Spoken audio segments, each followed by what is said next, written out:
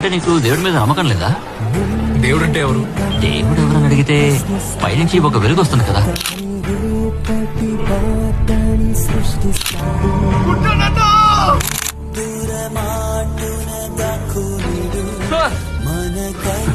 నేను దిగుతాను సార్.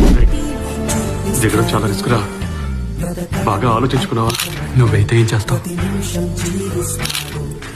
నువ్వు దిగకపోతే నేను దిగుతాను. నలు దిక్కులు చెరిపేరక్కైవాడు సూర్యుడికి తూర్పు దిక్కవుతాడు మన సూర్యుడు తానై వెలిగినవాడు ఏ మబ్బుల చాటున దాక్కున్నాడు మన ఫ్రెండల్లే ఇంకె